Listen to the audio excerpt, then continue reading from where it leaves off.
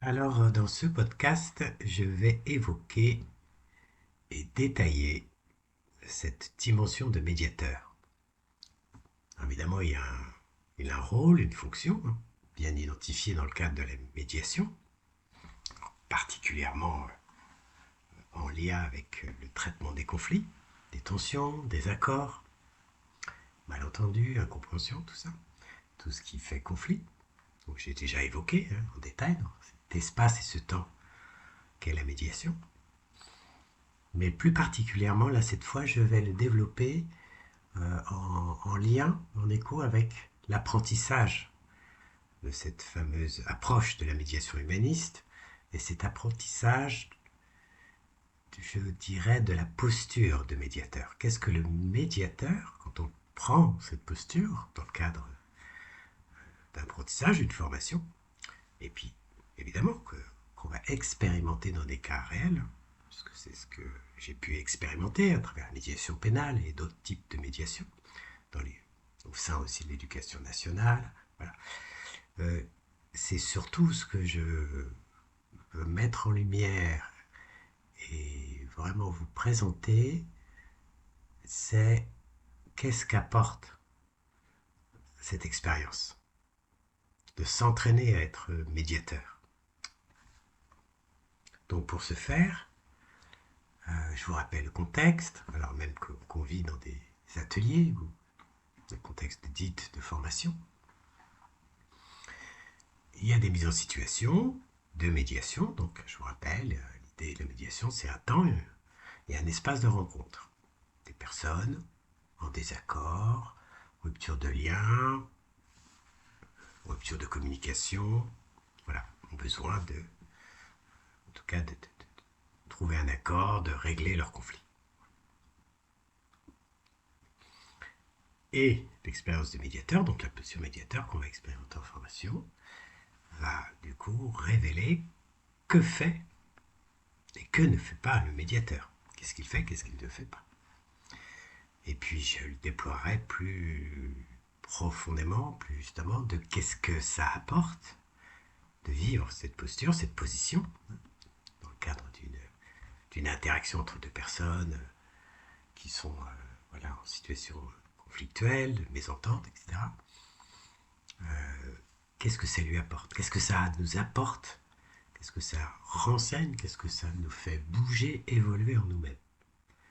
Et pour moi, il est là le propos essentiel, c'est un peu la vision que j'ai, évidemment, proposer cette approche de médiation, puisque tout est médiation, pour moi, tout est relation, donc il y a souvent médiation, plus ou moins inconsciente, interaction, interrelation. Mais cette idée du tiers extérieur, qui se met surtout pas au milieu, eh bien, cette posture, cette position, nous fait développer quelque chose en nous-mêmes. Une attitude. Une attitude qui est bien identifiée, qui nous fait progresser dans la propre connaissance de nous-mêmes, et qui nous permet aussi de nous mettre à distance de ces situations donc conflictuelles, de tension, de malentendus, d'incompréhension, qui nous fait sortir de cette, je dirais, combat, opposition, qui est un peu courante, attaque-défense, et qui nous met vraiment au-delà de la dualité, du duel qui peut se jouer du combat, un combat, un duel, et nous faire sortir de ça, nous faire voir d'un autre point de vue, d'une autre position, donc d'un autre point de vue, d'une autre distance, je dirais presque témoin. Mais là aussi où c'est puissant l'apprentissage de cette position, c'est que oui, témoin, mais pas que, parce qu'on peut être témoin sans intervenir, sans interagir. Mais là, il y a interaction. Le médiateur va interagir avec les personnes en présence. Alors je vais passer par des étapes. Donc le premier niveau, premier moment, voilà, les personnes échangent. Et en fait, dans un premier temps, le médiateur parle peu. Puisque l'idée, je vous rappelle, pour ceux peut-être qui le découvrent, pour ça aujourd'hui c'est un peu connu, mais le médiateur n'apporte pas de solution. Alors d'ailleurs c'est c'est une introduction qu'on fait, qu'on faisait dans le cadre et qu'on fait encore dans le cadre de la mise en place d'une médiation où des personnes vont se rencontrer. Alors il y a une première étape, ça je l'avais explicité dans mes précédents podcasts, un entretien individuel des parties concernées, de chacune, indépendamment de l'autre, pour déjà les préparer au processus. Et pour voilà, un peu les rassurer et leur exprimer comment ça va se passer. Et une des choses qu'on fait pendant cette rencontre individuelle et qu'on reformule, qu'on reprécise lors de la rencontre, donc de la médiation, plus officielle, je dirais plus directe de ces deux personnes, eh bien on reprécise le rôle. Alors c'est très, très succinct, on précise le rôle du médiateur. Déjà, ça informe. Donc je vais vous le dire, en général, en gros, hein, c'est à peu près, il y a des variations, mais première des choses qu'on dit du médiateur, de notre rôle, quand on est à cet endroit, c'est bah, nous ne sommes pas des juges ni des arbitres. Nous ne sommes pas là pour dire qui a tort, qui a raison. Nous sommes là pour vous écouter et vous donner la parole sur ce que vous vivez, sur ce qui se passe entre vous. Tout simplement. Voilà, vous voyez. Donc on précise bien qu'on n'est pas là pour arbitrer. Et on n'évoque même pas une possibilité pour vous raccorder, pour vous permettre que, voilà, trouver des solutions. En tout cas, l'approche que j'ai rencontrée, c'était pas évoqué. Sinon, c'est un peu l'idée, d'ailleurs, c'est toute cette sensibilité. On a déjà un projet, alors s'il y a accord, s'il y a solution, si c'est des personnes qui sont par exemple en rupture et qui se remettent ensemble, pourquoi pas? Mais pas forcément. Il n'y a pas d'objectif de résultat, d'attendu. Et donc je vous rappelle, par contre, ce que l'on porte, nous, c'était à travers cette position, dans cet accompagnement, car c'est un accompagnement, eh bien c'est si objectif il y a, intention en tout cas, c'est que les personnes puissent changer de point de vue, de regard, d'abord sur la situation. Donc changer de point de vue de regard, le médiateur va faciliter pour la remise en ordre, pour peut-être voilà, éclaircir les zones d'ombre, les embrouilles, voilà, les nœuds, le paquet de choses qu'on ne sait plus trop, la confusion. Voilà, il y a souvent en général la confusion, puisqu'il y a une dimension émotionnelle hein, dans la situation de tension, de conflit, de désaccord. Même si on peut apparaître plutôt sûr de soi, très distant des émotions, très factuel, voilà, certaines rigueurs froides et tout. Oui, en apparence. Alors c'est vrai que quand on est médiateur, c'est plus délicat d'aller donner la parole, l'espace d'expression à cet endroit si la personne, pour X raisons, de son histoire, des rôles qu'il a à jouer, c'est comme on dit aujourd'hui, c'est coupé de ses émotions. Effectivement. Je vous représenterai un sujet sur, en tout cas de mon point de vue, et c'est quelque chose qui est maintenant très connu. Hein, il y a beaucoup de choses sur le champ émotionnel, l'intelligence émotionnelle, tout ça, mais voilà, je partagerai à l'occasion pour faire le lien avec cette dimension de médiateur et de médiation. Donc le médiateur, je reviens,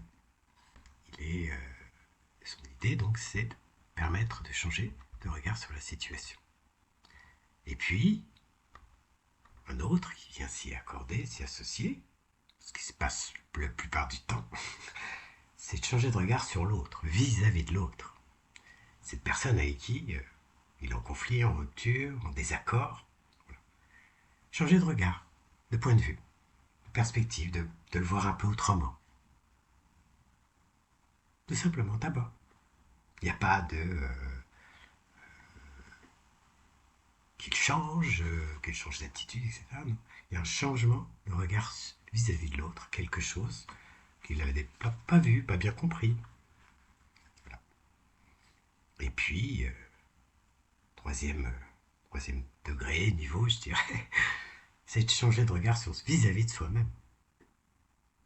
Et là, voilà, il y a ces trois perspectives qu'offre la médiation et que le médiateur, voilà, a à l'esprit, puisqu'il l'a vécu lui-même dans son mode d'accompagnement, de formation, de son apprentissage, que c'est ça qui se passe.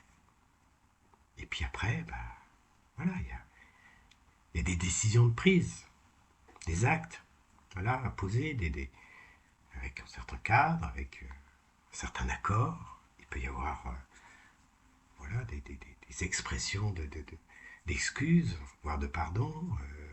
Voilà. Et puis d'essayer d'arranger les choses, voilà, de reconnaître ce qui se passe pour l'autre. Voilà, et donc, pardon, une réparation. On parle de réparation.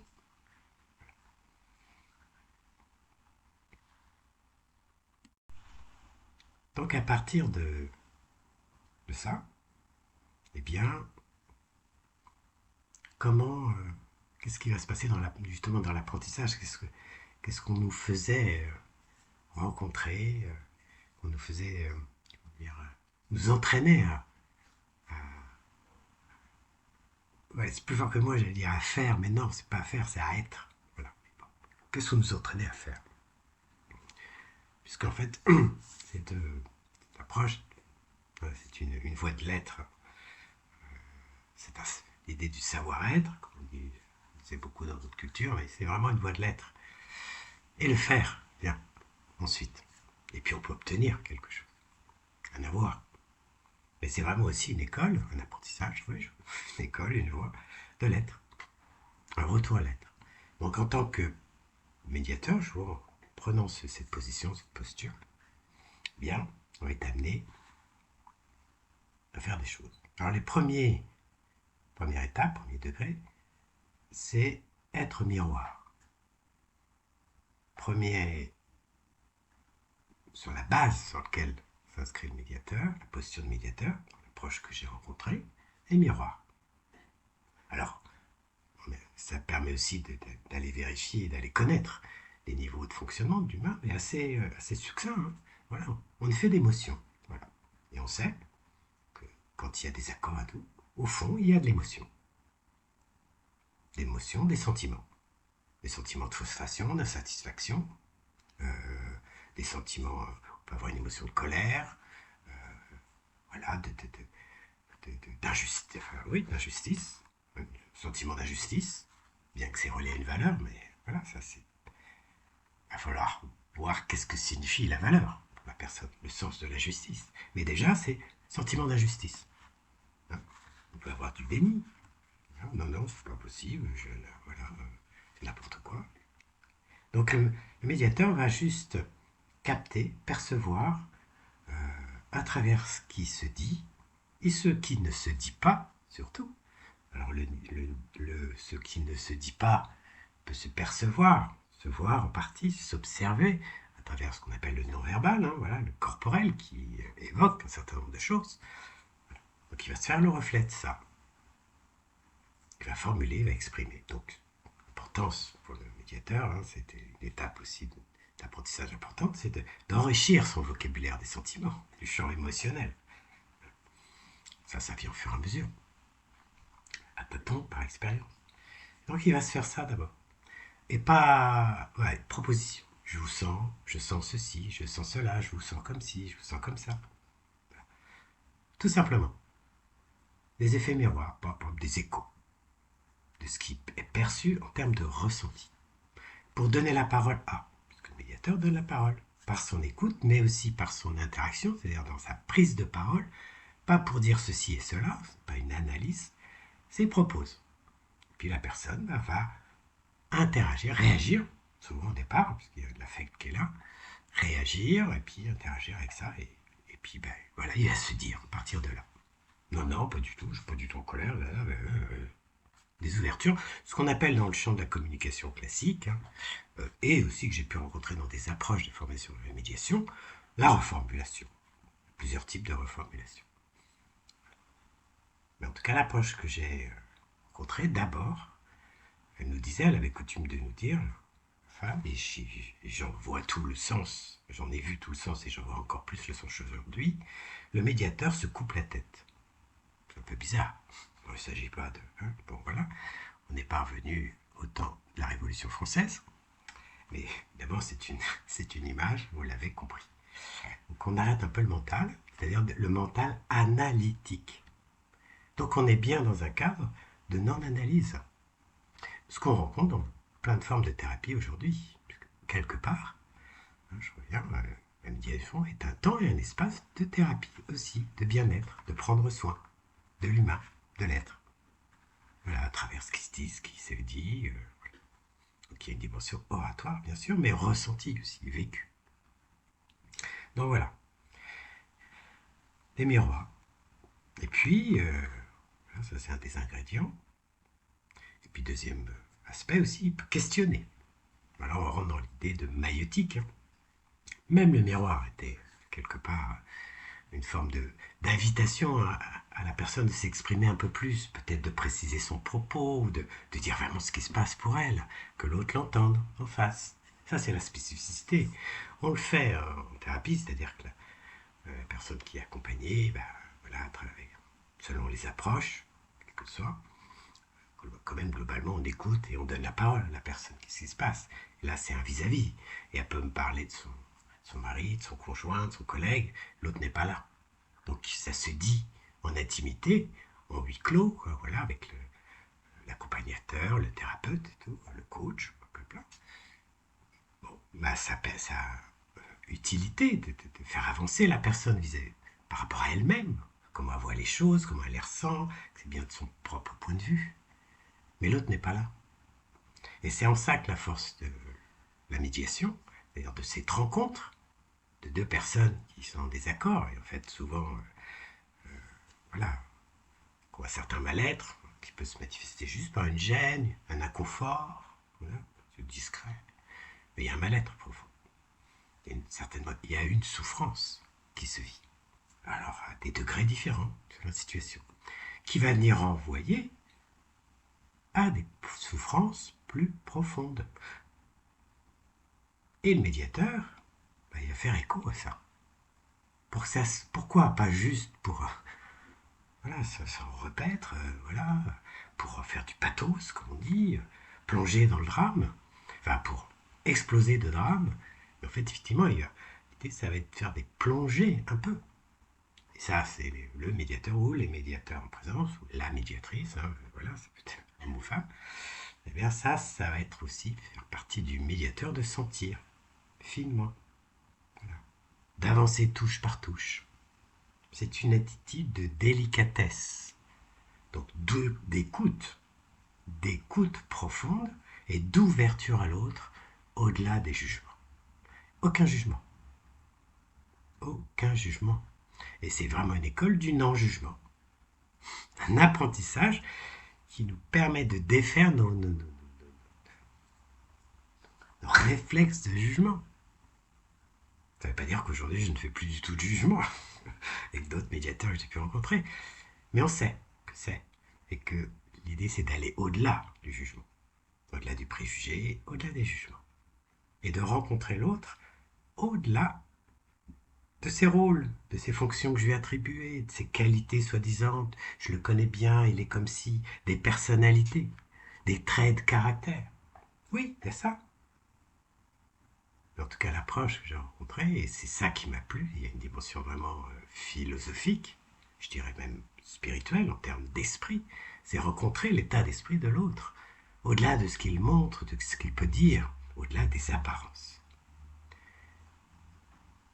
Et par ces personnes en présence qui sont donc dans les situations de rencontre, de médiation, que ce soit, je vais dire, dans le réel, ou que ce soit en formation, dans les apprentissages, dans l'atelier, dans ces laboratoires, qui est aussi dans le réel, parce qu'on ne va pas inventer une histoire pour inventer une histoire. Ça correspond aussi un peu à ce que j'ai déjà évoqué pour ceux qui connaissent aux constellations familiales. Hein. On part de ce que quelqu'un amène, une problématique, une question, un questionnement, un inconfort. Cette rencontre sont des occasions d'ouvrir, de changer de point de vue sur l'autre, vis-à-vis de l'autre, au-delà de ses connus ou de ses idées qu'on s'est faites sur lui. Et subtilement, par résonance, par écho, vis-à-vis de nous-mêmes. Ça ouvre. Ça fait voir, entrevoir une autre perspective, autre chose. Tiens, ah ouais, j'avais pas pensé, tiens, effectivement. Ah bon? Ah toi aussi, tu... Ah d'accord. Alors évidemment, il y a les choses qui peuvent nous déranger, hein. Ça nous dérange, ça nous gratouille. C'est... Voilà, en tout cas, c'est une forme, et c'est là qui est intéressant, je vais reprendre le terme des traductions de la notion de conflit, du terme conflit, c'est confrontation. On se met en face d'eux. Alors, à travers une personne, la personne est le prétexte, est le miroir, l'effet miroir, ce que produit le médiateur, ce que déclenche le médiateur. C'est comme si, par ces effets miroirs, il interagit, il fait déclencher les miroirs qui sont en face de lui à travers ces deux personnes. Il y a une forme de triangulation, de circulation. Alors c'est sous forme de triangle, mais enfin, voilà, il y a 1, 2, 3, on va dire, mais il y a une circulation. Il y a quelque chose qui va dépasser chaque individu en présence, et même le médiateur. Il n'y a pas de projet, il chemine avec. Et pareil, encore, je reviens à ce que j'évoquais tout à l'heure, si objectif il y a, c'est de s'ouvrir un peu différemment à l'autre, s'ouvrir à l'autre. Parce que il y a des fondamentaux, des valeurs fondamentales que j'ai touchées, entre autres avec cette pratique, pas qu'avec celle-ci, et en vivant cette posture de médiateur, que Jacqueline Moreno nous disait souvent, c'est une école de l'humilité et une école de paix, une aventure de paix, de pacifier et de se vis-à-vis de soi-même, mais aussi pacifier son regard sur l'autre vis-à-vis de l'autre, de le voir autrement, d'ouvrir. Il y a une dimension de compassion, une dimension fraternelle, et surtout de liberté. Liberté d'être, liberté de penser, liberté d'agir, mais qui est confrontée, qui est mise en face de celle de l'autre. Pas parce qu'il n'y a que la mienne qui compte, et la sienne ne vaut rien. La mienne est plus forte que la sienne, elle a plus de sens, elle est plus normale que la sienne. Non, non. On va toucher un autre sens, un sens commun, la liberté, avec des différences et des variations, qui s'expriment comme tout à chacun, pour tout à chacun, vis-à-vis de tout à chacun. Et c'est aussi l'intérêt, la visée de faire commun en médiation, coopérer, se voir autrement, au-delà, indépendamment, plus loin que ce qui nous désaccorde, ce qui nous divise, ce qui nous sépare, focaliser sur ce qui ne va pas, les problèmes, les divisions, c'est pas moi, c'est l'autre, t'as qu'à faire comme si, moi j'ai raison, t'as tort. Tout ce qui nous gratouille, nous embête dans nos relations. Et qu'on veut éviter, évidemment. On n'a surtout pas envie de ça, mais quand ça apparaît, ça apparaît. C'est humain, c'est là, c'est en chacun. Puisque le conflit commence en nous. Il s'exprime à l'extérieur, il se manifeste à l'extérieur par une forme d'effet miroir. Alors il n'y a rien de magique. Vous avez dû explorer l'aspect psychologique de la psyché. Depuis quelques décennies, on a exploré tout ça, on sait tout ça aujourd'hui. C'est en ça que c'est intéressant. Notre époque est quand même beaucoup plus... Enfin, les êtres humains que nous sommes aujourd'hui, à cette époque, on est quand même plus conscients, plus outillés. Il y a plus de connus, plus de connaissances, de savoir. Après, il y a le savoir intellectuel. Et puis, il y a le savoir su, intérieur. Et ça, ça se travaille, ça s'affine, ça s'élabore, ça s'explore, ça s'éprouve. Voilà, ce médiateur va accompagner ça. Et tout en accompagnant, puisque pour qu'il soit le plus neutre possible, le moins jugeant, le moins parti pris, prenant parti spécifiquement pour l'un, eh bien, il va polir son miroir, affiner son miroir, par la pratique. puis des fois, il va se tromper. Et comme on a un garde, une sorte de... Alors nous, par exemple, dans les ateliers, des 2, 3 médiateurs, pour avoir un peu de distance, de recul, pour pas trop se faire emporter, parce que souvent, quand on essaie en 5, c'est aussi intéressant, dans l'apprentissage, cet apprentissage de cette posture, position de tiers, on est témoin d'histoires qui se racontent, qui se disent, les malentendus, là, là, etc. On les entend, ils sont là, on les voit, qu'est-ce que ça produit chez l'autre. Alors, la neutralité, l'idée, c'est pas de prendre pour soi, c'est de prendre ses distances et on est juste là pour dire qui a tort, qui a raison, etc. Mais ça fait résonance quand même en nous, parce qu'il y a des choses qui peuvent correspondre, ressembler fortement à la nôtre. Donc il y a comme une forme d'alchimie subtile qui se perd. C'est d'où, dans les premiers temps, un certain temps, la nécessité de supervision, de supervision quand on est professionnel, bien sûr, mais quand on n'est pas professionnel, dans le cas d'atelier, et bien après, on va revisiter cette mini-médiation qui s'est opérée, voilà, qui s'est vécue, pour voir qu'est-ce qui s'est passé, pour les médiateurs aussi, et qu'est-ce qui peut être amélioré. Et, voilà. Et un des garants, c'est que le médiateur parle peu, très peu. Et puis il propose. L'autre va dire oui, dans l'idée que justement le médiateur n'a pas, lui-même n'a pas tort ou raison, il propose. Alors ça demande du courage, il faut oser, puis parfois au fur et à mesure de la pratique, on ose des termes plus forts parce qu'il y a des intuitions qui nous viennent. C'est aussi faire appel à ces dimensions sensibles, subtiles intérieures, ça s'élabore, voilà, c'est un ouvrage par la pratique. Après, il y en a qui sont plus à même, je dirais pas talentueux, mais plus à même, de par leur expérience, peut-être dans leur cadre professionnel, ou leur attrait, leur intérêt personnel, vis-à-vis de l'humain, voilà. Voilà, ils ont un terrain plus favorable, plus développé que d'autres. Mais c'est pas grave, chacun là où il est.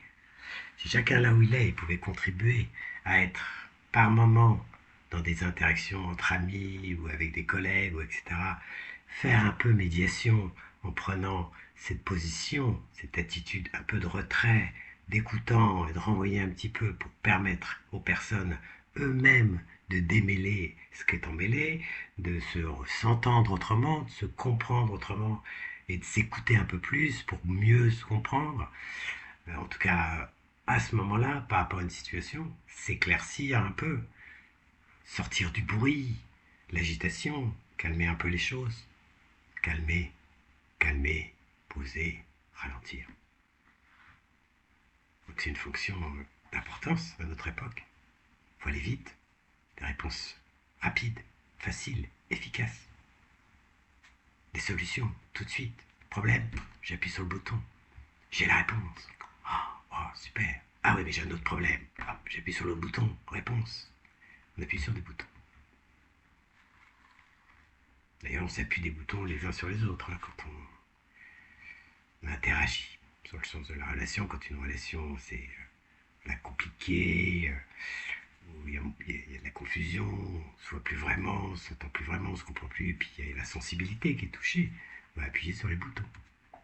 Tiens, par des modes indirects, d'accusation ou de blessure. On dit bien en psychologie aujourd'hui, voilà, on appuie sur la blessure pour faire réagir. Il est bien vivant. Et puis, comme ça, il a mal, puisque moi j'ai mal. Voilà.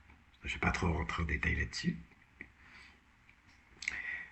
J'évoquerai peut-être un moment un petit peu ces aspects, mais plus à travers des situations concrètes. Et ce qui m'intéresse, c'est qu'est-ce qu'on fait avec ça, comment on est avec ça. Et donc le médiateur, l'entraînement à trouver cette position, cet axe en soi qui est là, eh bien, d'abord, il interagit, il pose des choses, des miroirs, des questionnements, il peut reformuler certaines choses, et à un moment aussi, il fait des synthèses pour faire des liens à travers ce qui s'est dit. Donc, il y a une sorte d'écoute plus globale, pas en détail sur l'histoire.